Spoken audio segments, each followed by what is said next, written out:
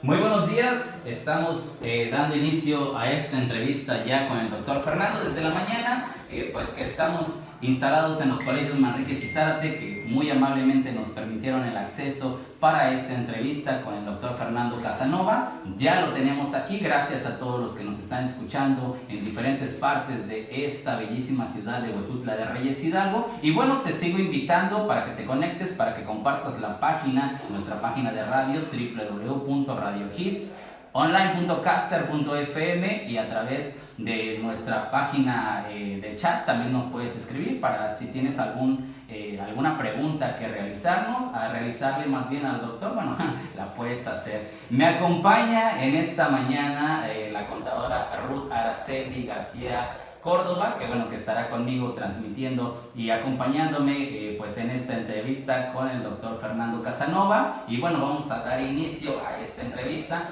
Un gusto, gracias por acompañarnos, doctor, y bienvenido a esta ciudad de Huejutla de Reyes Hidalgo. Bienvenido, doctor. Muchas gracias, gracias por la oportunidad, gracias por la invitación y estoy para servir.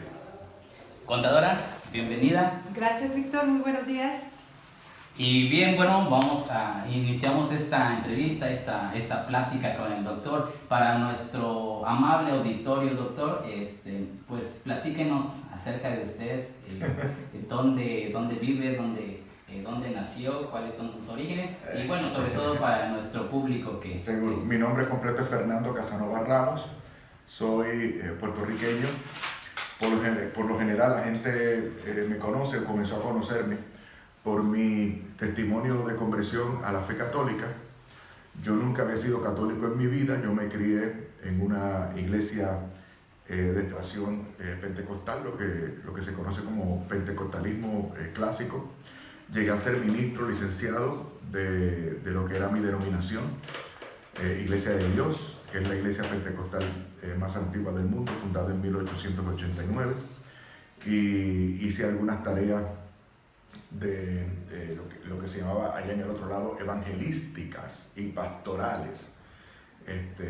Y después de eso, pues comenzaron una serie de situaciones en las cuales yo me iba percatando y enterando de que la plenitud de la fe cristiana estaba en la Iglesia Católica, y que para tener acceso a esa plenitud y para tener acceso a todos los medios de gracia establecidos por el Señor Jesús, para que yo fuese como Él, yo tenía que entrar en comunión con esa iglesia que Él había fundado personalmente hacía 2000 años atrás, con autoridad apostólica, para que nadie se equivoque. Y tuve que actuar de acuerdo a mi conciencia e ingresar oficialmente en la Iglesia Católica.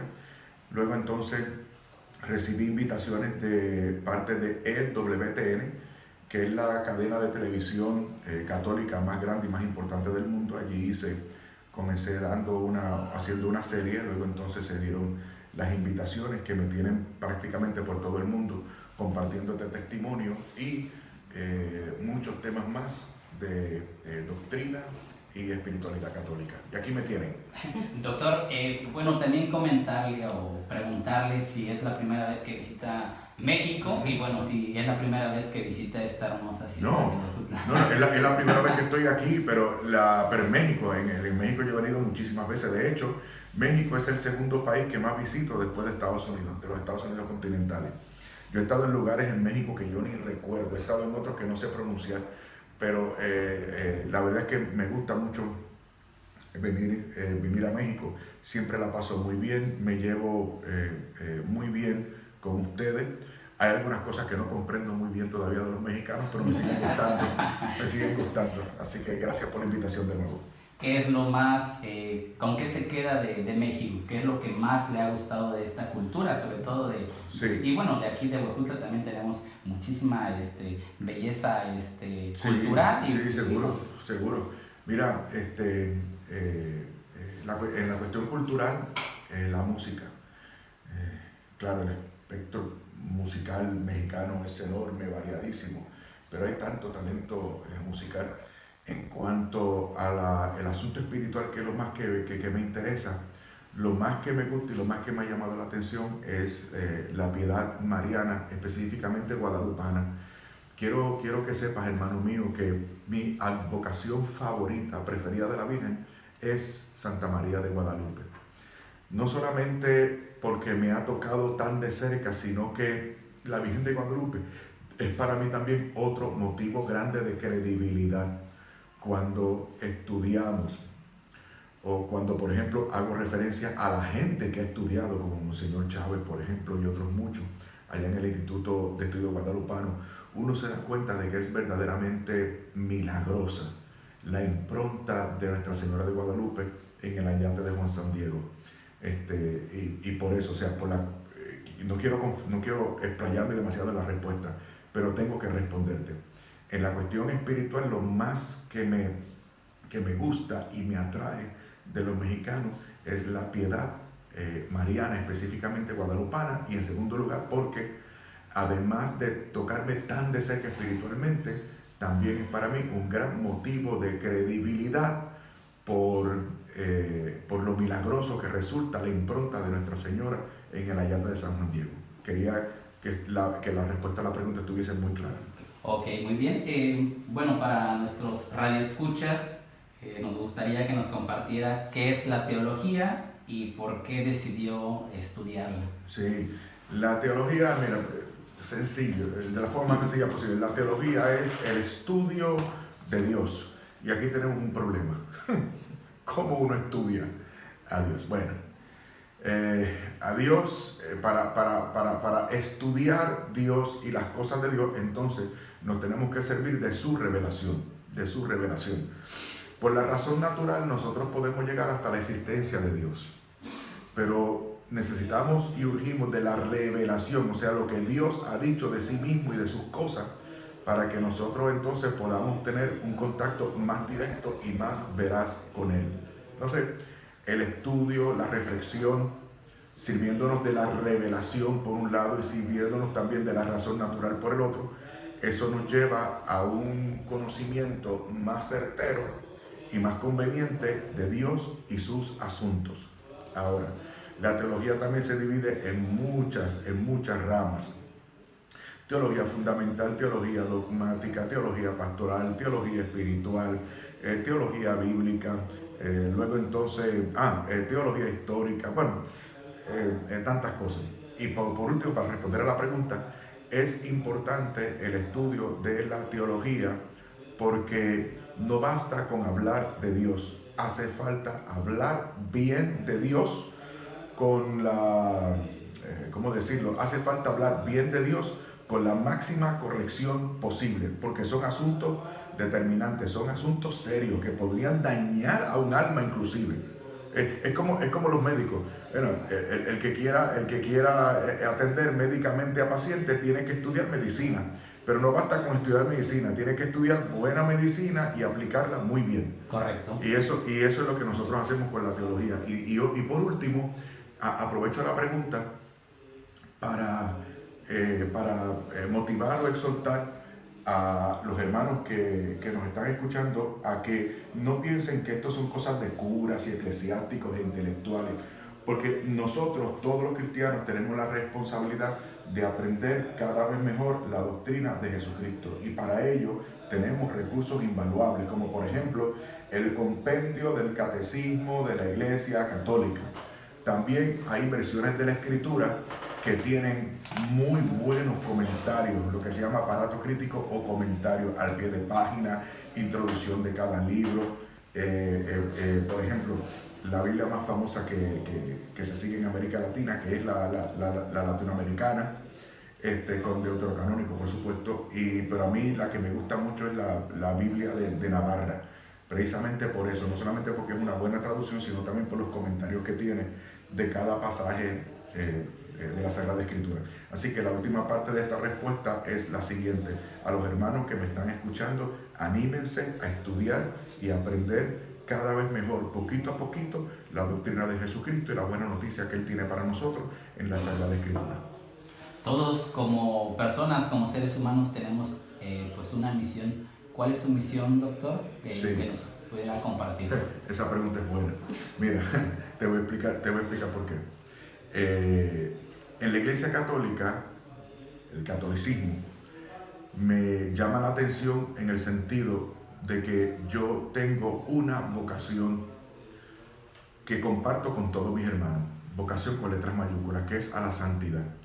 Entonces, tú que me estás entrevistando, y yo, y todos los que estamos en este estudio, y todos en este país, y todos en este planeta, tenemos esa misma vocación, aspirar a la santidad, trabajar nuestra salvación con temor y temblor, como dice el apóstol, procurando la perfección cristiana para dar mayor gloria a Dios en la tierra y llegar más gloriosos al cielo. Punto y se acabó. Eso es todo. Ese es el todo del ser humano, para eso estamos aquí. Ahora bien, esa es la gran vocación, esa es la gran encomienda, ese es el llamado universal. Pero Dios nuestro Señor, o sin embargo, Dios nuestro Señor nos ha también obsequiado o nos ha prescrito caminos que en este planeta debemos transitar para llevar mejor a cabo esa vocación a la santidad. Entonces ahora estoy hablando de vocaciones. Por ejemplo, no quiero complicar esto mucho, pero ustedes saben que está la vocación al sacerdocio, ¿verdad que sí? Está la vocación a la vida religiosa. Hay muchas más. También hay algo que llaman el celibato apostólico y ese tipo de cosas apostólicos que pueden practicar los solteros, etc. Está también la vocación al matrimonio y a la familia. Ok, voy a dar el ejemplo. En mi caso particular, yo, Fernando, el hijo de Amelia, en mi caso particular, yo tengo, además de esa gran vocación universal que comparto con ustedes, yo tengo una vocación específica, que es el matrimonio y la familia. Entonces, yo logro ese gran ideal de santificación haciendo de esposo y de papá. ¿Qué significa esto? Esto significa que yo no puedo hacer, entre comillas, por Dios, nada que contradiga lo que Él mismo me ha prescrito. O sea, Dios no me va a decir a mí, Fernando, te llamo al sacerdocio. No lo va a hacer. ¿Por qué? Y si tengo un sueño que alguien me dice eso, yo no lo creo. ¿Por qué? Porque en la iglesia de Jesucristo, en la iglesia católica del rito latino, no se ordenan hombres casados. Dios no me puede decir a mí, Fernando, déjalo todo y vete de misionero. Abandona a tu familia. Tú sabes, o como Abraham, sal de tu tierra y de tu parentela, déjalo todo y vete al África, que allí vas a ser de misionero hasta el día de tu muerte. Eso tampoco, ¿por qué? Porque eso contradice lo que es esa vocación específica del matrimonio y la familia, ¿entienden? Dios no me va a decir a mí, Fernando, esa mujer tuya no te quiere acompañar, es de obstáculo, por lo tanto, yo te mando a que la dejes y te busques otra. Eso es imposible. ¿Por qué? Porque la vocación que me ha dado es una vocación exclusiva, total y permanente. En otras palabras, hasta la muerte con la misma vieja. O sea, yo no sé si te respondí a la pregunta, pero me alegro de la pregunta porque yo creo que podemos ilustrar a los hermanos que nos están escuchando acerca de estas cosas. Miren, nosotros, lo que Dios nos haya dado para hacer, lo tenemos que hacer, pero lo tenemos que hacer bien y lo tenemos que hacer para su gloria. Así que la señora que me está escuchando, que está un poco molesta porque ve cómo le pasan los años y está en la misma casa atendiendo a los mismos ingratos, y limpiando los mismos platos, es verdad, una mujer podría sentirse frustrada en ese sentido. Pues yo le tengo buenas noticias. Haga eso, hágalo bien y hágalo para gloria de Dios. Ya se creen los ingratos de sus hijos y su marido que usted está haciendo esas cosas para ellos. No, usted las hace para Dios, porque Dios le ama y porque Dios le ha prescrito esas labores para que usted se santifique haciendo lo que está haciendo. Búsquele gusto a la vida haciendo lo que está haciendo, pero promoviéndolo todo para mayor gloria de Dios. Eso es todo. Doctor, sin generalizar, en muchas ocasiones el temor al compromiso pues nos limita a involucrarnos más en nuestra religión como parte activa. ¿Qué nos recomienda usted para comenzar y cómo podemos perder ese miedo? Sí, Mira, es increíble. Yo creo que lo primero es, mira, antes que nada, esta no es mi opinión. Esto es lo que siempre ha recomendado la rica tradición espiritual y mística de la iglesia. Mira, en primer lugar se impone el examen de conciencia. O sea, el examen de conciencia. Porque qué duro es para algunos de nosotros comprometernos con algo que tenga que ver con evangelización, por ejemplo. Pero qué rapiditos somos para comprometernos con las cosas del mundo. ¿Ah? Qué rapidito somos para tomar un compromiso que tiene que ver con mi deporte preferido.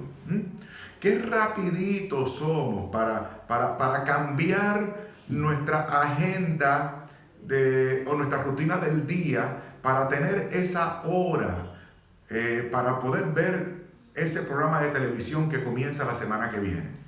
¿Tú me entiendes? O sea, somos rapiditos para las cosas del mundo, somos rapiditos para las cosas materiales, somos rapiditos para las cosas que preferimos. Pero qué lentos somos para las cosas de Dios.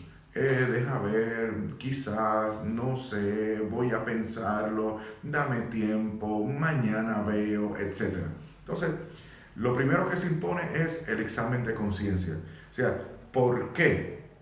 ¿Por qué? Cuando se trata de las cosas de Dios, me retraigo. ¿Por qué? Cuando se trata de otras cosas, reacciono y me comprometo. Un examen honesto de conciencia en ese sentido nos debe llevar a una conclusión, y es que para nosotros Dios no es lo más importante, si es que a eso nos lleva este examen de conciencia.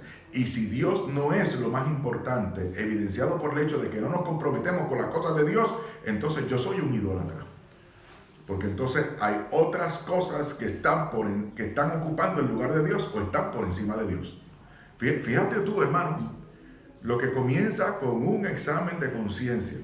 El que quiera ver cómo está delante de Dios, revise su agenda, revísela. Sí, porque decimos, yo amo mucho a Dios. Bueno, pues está bien, pues tú amas mucho a Dios, pues entonces significa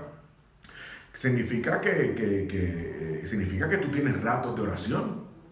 Digo, porque si tú le amas, tú quieres estar a solas con Él, me imagino yo, ¿no? Yo amo mucho a la iglesia, ok, ¿qué estás haciendo en la iglesia? Tú sabes, ¿qué estás haciendo en tu comunidad? A mí me interesa mucho la salvación de las almas, ok, ¿qué tiempo dedicas al apostolado? ¿Tú me entiendes? Ese tipo de cosas. Así que, nada, para responder a la pregunta, el examen de conciencia es vital. ¿Qué es lo que estamos haciendo por Dios? Y lo que estamos o no haciendo, entonces evidencia el amor que le tenemos. Eso sería todo. A modo de consejo, doctor, ¿por qué considera usted que es importante conocer nuestra religión a profundidad? Sí, lo más profundamente que se pueda, pero escuchen bien. La fe se conoce, el conocimiento de la fe podría entenderse de dos modos, que no se excluyen, sino que se integran. El modo más intelectual, es decir, yo sabiendo un poquito mejor lo que tiene que ver con nuestra doctrina y conociéndolo mediante la experiencia. Son dos cosas. Okay.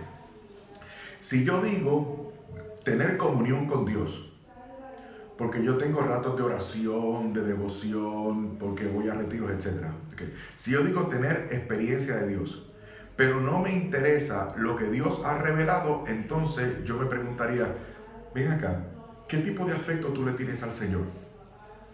Tú quieres los caramelitos, pero no quieres el conocimiento de Dios. Entonces ya eso es sospechoso. Por otro lado, tú tienes tipos que son muy intelectuales, pero no procuran experiencia de Dios. No procuran esos ratos de oración, la meditación, la reflexión, el apostolado, ¿tú me entiendes? La adoración, la liturgia. Entonces, si lo tuyo es meramente intelectual, pero no experimental, entonces estamos cojos. Y si lo tuyo es netamente experimental, pero no te interesa aprender, entonces tú también estás cojo. Entonces, ¿qué es lo que hace falta entonces para tener ese conocimiento de Dios que integre lo experimental y lo intelectual? Pues hay que integrarlo.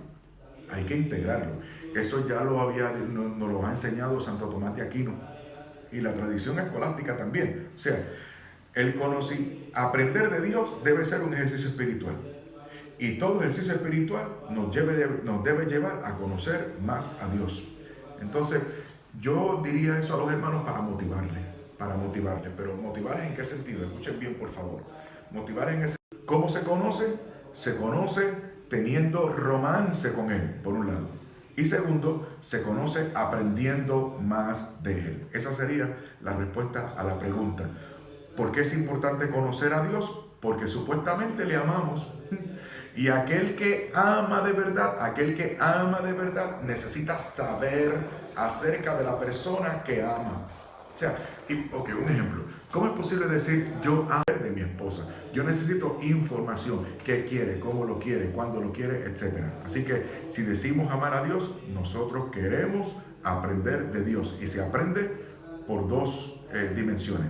La dimensión experimental, mi contacto con Dios, mi experiencia con Dios, y la dimensión intelectual. Yo necesito saber más de Dios y sus asuntos.